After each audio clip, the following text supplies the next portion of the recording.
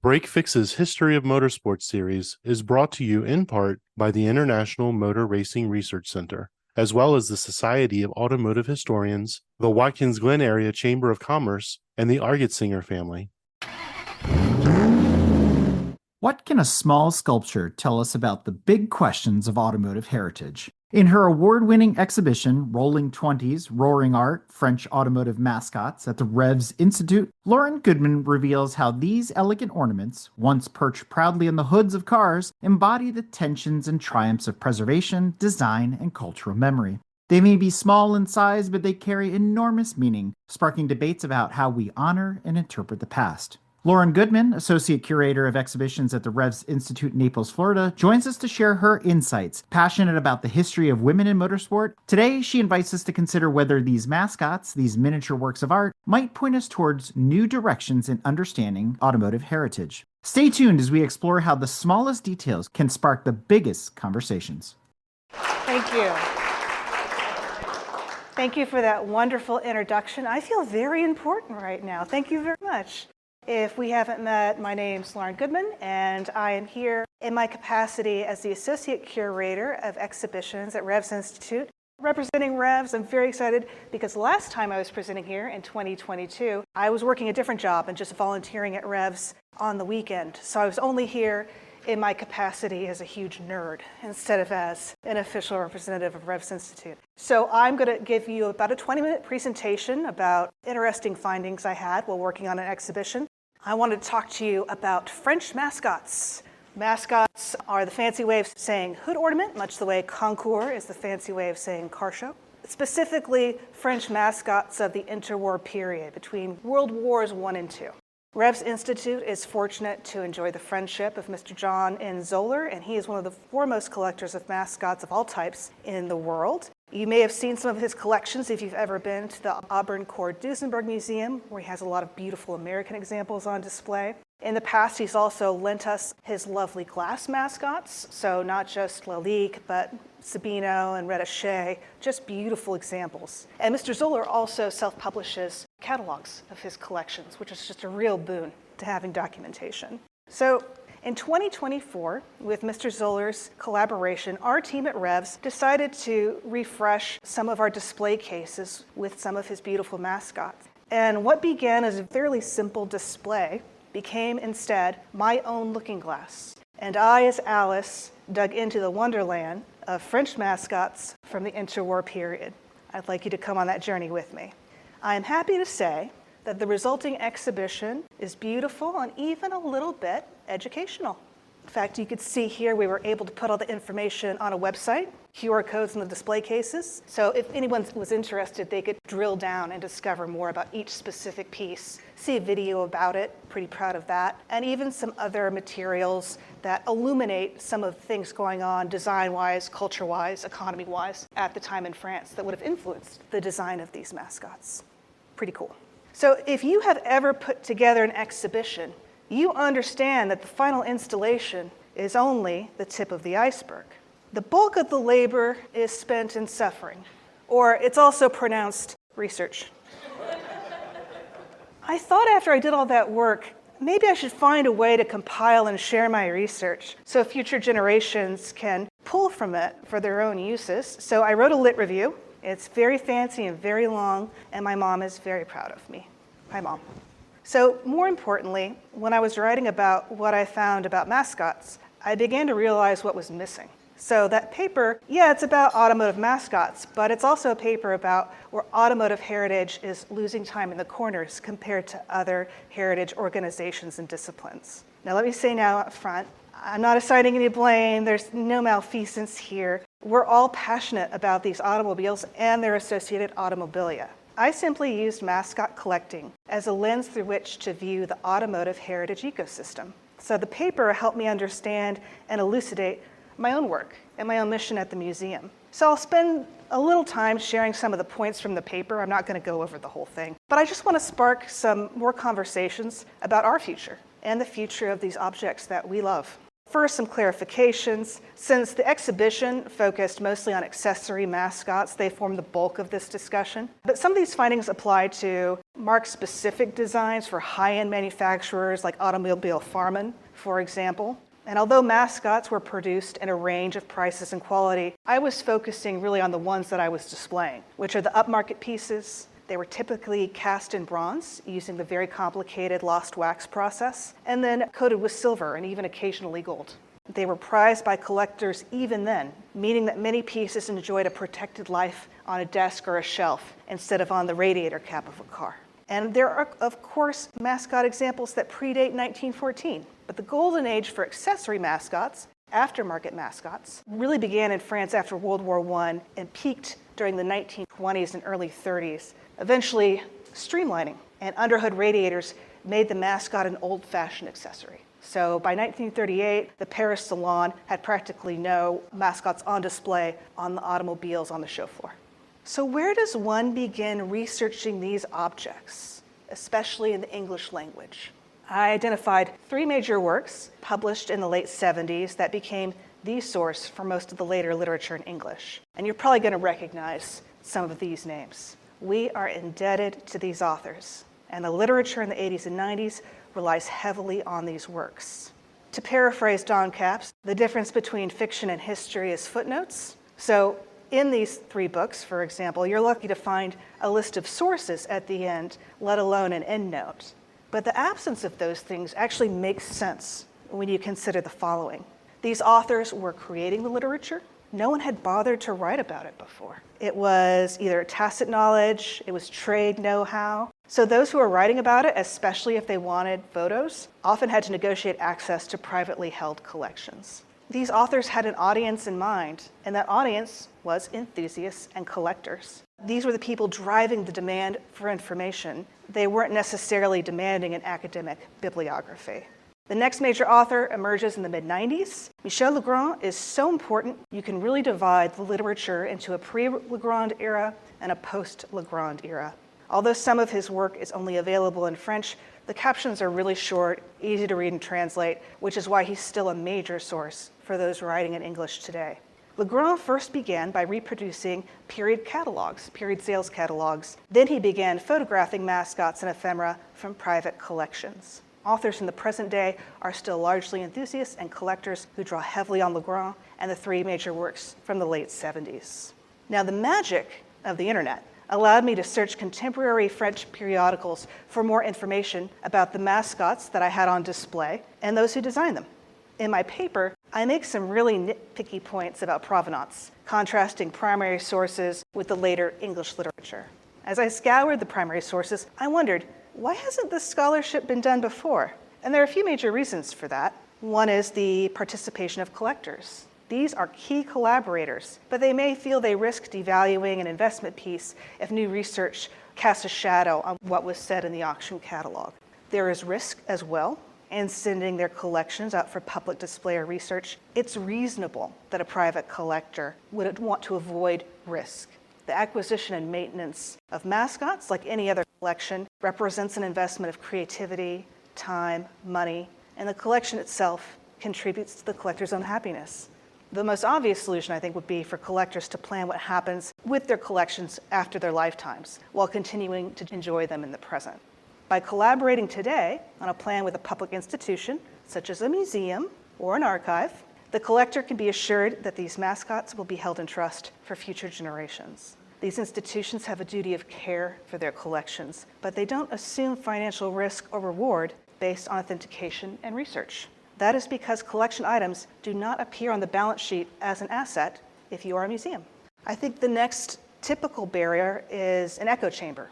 Now, cross-pollination between automobile heritage and other disciplines from the humanities and social sciences, that would equip automotive historians with better tools and encourage experts from other fields to conduct research on automobiles. For example, the 1970s sources do make reference to the Animalier School of Sculpture and its impact on French bronze production, but the subsequent literature kind of dropped the ball on that, doesn't take up that thread again, which is really interesting when you consider that there are numerous collector guides and art historical texts on the Animalier School of Sculpture and its artists. Such works date back all the way to the 70s, and the most recent major one I could find was from 2007.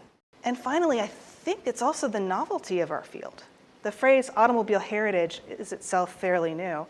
In fact, in the scope of human history, the car itself is fairly new. The Turin Charter, the conservation charter for most historic cars, was adopted in 2013, which is nearly 50 years after the Venice Conservation Charter addressed the heritage of architecture and our built environment. The mascot as worthy manifestation of automotive material culture, that may be an idea that takes time, as opposed to people thinking it's a mere collector's hobby. Here's the crux. These obstacles, I believe, are symptomatic of a larger issue. Automobile heritage is still the purview of private collectors and enthusiasts. We don't have an academic market for automotive history like other disciplines. I'm talking about the market where the publisher parish imperative creates volumes of peer-reviewed journals and where tenure tracks, endowed chairs, and research grants underwrite the research. Rather, the automotive historian today makes his or her living by teaching in another specialty, by working in another field entirely and devoting his or her free time or retirement years to the topic, or by researching and authenticating for auction houses and collectors. Now, it's this last instance that's the most potentially problematic. Enthusiasts and collectors rely on auction catalogs, which in turn rely on the writings of enthusiasts and collectors, and it becomes a vicious circle. Future scholarship should aim to break this particular feedback loop. I think about this a lot in my work as a museum professional. Museums must maintain the public trust. We cannot state as fact, which we only hope to be true. And if we cannot provide the funding for academics to draw them to automobile heritage, then we'll have to pull information from other disciplines and find ways to apply it to what we do and to cars. In my paper, I then turned my attention to other disciplines. Maybe they had something to teach us about French mascots. I wondered what I might find, but surely, it was too much to hope for an art historical book that covers a topic as niche as bronze art foundries in 20th century Paris. Mesdames et messieurs, voila, here it is. Dictionary of Bronze Art Foundries in France is one of the most important works in this space by Lisbeth Le Bon. It incorporates previous scholarship in French and was made available in English translation in 2015. Le Bon helped me understand something that had been bothering me as I researched mascots. One of the central issues in English language literature is identification and attribution. And oftentimes, the different people involved in making a mascot, that would be people like the artist, but also the modeler, the fabricator, the editor, the chaser, and the retailer, and their associated marks on these pieces would get conflated. English language catalogs have used dubious language when attributing mascots, to the point where a reasonable person might believe the artist was a central part of the manufacture and that the final piece received an intervention by the artist himself. The reality is murkier. So we'll jump right in with one example from Le Bon. In this particular case, the role of the fabricant in French. And I'll just read aloud the quote here for anyone who can't see. This is a quote from Le Bon's book. An editor of art bronzes also called himself a manufacturer, fabricant, when he ran a factory, fabrique, a term which designated a company where semi-fine products are completed for marketing. The casting operations were very generally carried out by an independent foundryman who delivered the raw bronzes to the manufacturer, who would handle either in his own workshops or by calling on molders and the final chiseling and patina operations. Large houses like Cantonneau, Le Lièvre, and Pinedo, which have always subcontracted their foundry work, are therefore excluded from this study. Now, if you are, by any chance, somebody who has read a lot of auction catalogs about mascots, you know the term company Cantonneau and Le Lièvre, because they later merged, are often attributed as foundries in the literature. And already we could see here in art history, they say that's simply not true. Furthermore, the introduction of the term fabricant to the literature in English is important. There were enough self-described fabricants in the late 19th and 20th century Paris that they had their own trade organization with their own professional standards. Understanding their role sheds new light on issues of attribution. For example, at the premises of the fabricant, the separate pieces delivered by the foundry would be assembled by the chaser, as stated in the previous paragraph. Since several designs were being assembled at a given time, a system of numeration with letters and with numbers would indicate to the chaser which pieces belong together. These numbers are therefore nothing like a print number and do not give us any idea of the number of editions produced of a particular mascot. However, it does stand to reason these small marks could be useful for the authentication of mascots. Le Bon's Dictionnaire addresses the changing relationship between artist and foundry in 20th century Paris. There was an industry of smaller foundries and these enterprising artists who were also creating multiple editions of their pieces. Now, these same topics are actually briefly mentioned by Michel Legrand, the major author in the 1990s about mascots. He even addresses some of these enterprising artist editors, and there were a number of small craft foundries, not fine art foundries, but craft foundries, in the 11th arrondissement of Paris that created both, say, bronze light fixtures and fittings, and also mascots as a sideline. Here clearly is an area where more cross-pollination between art history and automotive history would be very fruitful. Now, historical study is not the only way we can learn more about mascots. New breakthroughs in technology have already been applied to bronzes produced in France in the 19th and 20th century. 2 studies available in English deal directly with the use of new technology to help with the provenance and attribution of French bronzes. They often use the handheld X-ray fluorescence spectrometer, which is a non-invasive and effective way to determine a bronze sculpture's artist, foundry, even date of casting. And I think it's an ideal framework for beginning to apply some of these new technologies to things we already are familiar with and love. I will pause here to say I'm sure there's a keen listener in the audience who is tapping their foot and thinking, when is the Q&A? Because Lauren is missing some very important French mascots. And I say, fear not, gentle listener. We are now at the Automotive Mascots of Lalique. I've saved them for last because they are the exception that proves the rule. Literature on Lalique glass mascots has long benefited from that very cross-pollination between the worlds of the automobile and fine art. Like mascots generally, the first major work in English on Lalique appeared in the 70s and was aimed at the private collector. Lalique made a variety of decorative objects for the home and office, so numerous collector's guides mention automobile mascots just as they would vases or picture frames and table settings. Yet these guides cite not only previous Lalique guides. By 1988, they were also citing automotive mascot sources in their literature. Conversely, when G.G. Weiner devoted a 2-volume work to Lalique mascots, he drew on the wider literature of decorative art collection and art history, in addition to our literature on automotive mascots. This cross-pollination means that Lalique mascots are better documented than all other French mascots combined. So what? Well, as I began to think about it, I wondered, perhaps the beauty and desirability of the Lalique pieces are enough to account for its robust documentation. But I also began to consider, is Lalique so well documented because it is popular, or is it popular because it is so well documented? McClinton, who is one of the texts in the field, reproduced the mascot listings from Lalique's 1932 catalog, and this became a major point of reference for subsequent Lalique collectors' guides. Furthermore, Lalique's entree to the world of mascots through a Citroën commission in 1925 is well documented. And Lalique had an exclusive sales agent in the UK from the early days, meaning there was always sales literature published in English. As small objets d'art, mascots are not likely to have sales records to establish provenance, so sales catalogs are therefore the most common tool for identification generally. If sales literature is the main source for authentication of mascots, and if collectors prefer pieces which can be authenticated, then trends in collecting are driven by availability of information as much as, if not more than, the inherent aesthetic qualities of the objects collected. This is evident in the sheer number of sources in the current literature about mascots that reproduce pages from sales catalogs. So what does this mean for the future of these mascots? Well, I hope I've demonstrated that documentation creates value, and that we can create more documentation almost instantly, just by drawing on work already published in other fields like art history. I believe that when scholars in other disciplines see their work cited in our publications, they will be enticed to focus a little more on cars. More documentation will create information, which will drive collector confidence, thereby increasing market demand. The demand itself will create prices that justify spending more labor, therefore money, on research and authentication.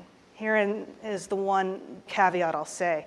As with fine art, this upward spiral may put the price of mascots beyond the reach of all but a few enthusiasts. A smaller handful of collectors will become even more important for the research and preservation of mascots as material culture.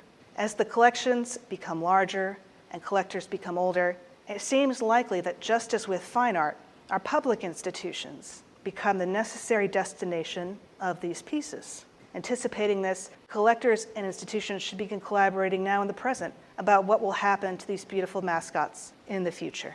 Such collaborations between collectors and institutions exist already in the world of fine art. Recipient institutions work closely with scholars who in turn publish work that expands on our collective understanding of the fabrication, history, conservation, and social import of material culture. The collector is not necessarily the first person to own an object, but a collector who plans to give his or her collection to a museum is, in a very real sense, holding those objects in trust for future generations.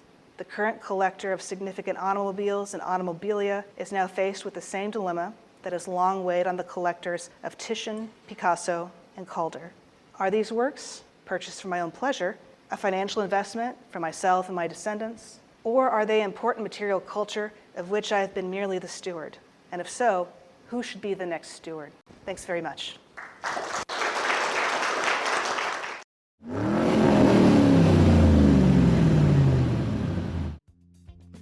This episode is brought to you in part by the International Motor Racing Research Center.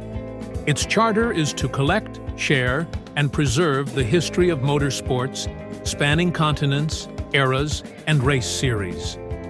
The center's collection embodies the speed, drama, and camaraderie of amateur and professional motor racing throughout the world.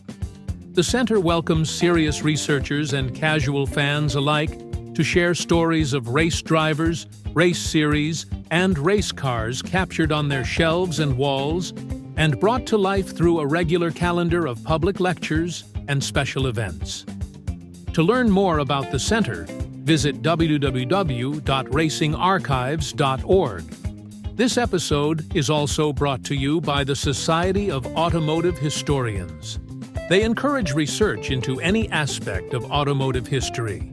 The SAH actively supports the compilation and preservation of papers, organizational records, print ephemera and images to safeguard, as well as to broaden and deepen the understanding of motorized wheeled land transportation through the modern age and into the future.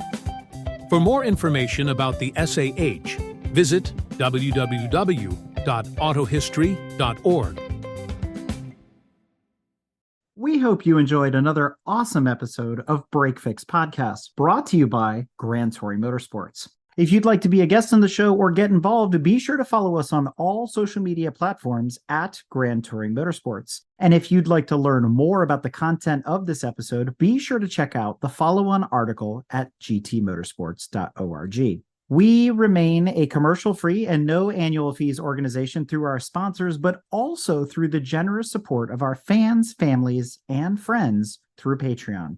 For as little as $2.50 a month, you can get access to more behind-the-scenes action, additional pit stop minisodes, and other VIP goodies, as well as keeping our team of creators fed on their strict diet of Fig Newtons, gummy bears, and Monster. So consider signing up for Patreon today at www.patreon.com/GT Motorsports.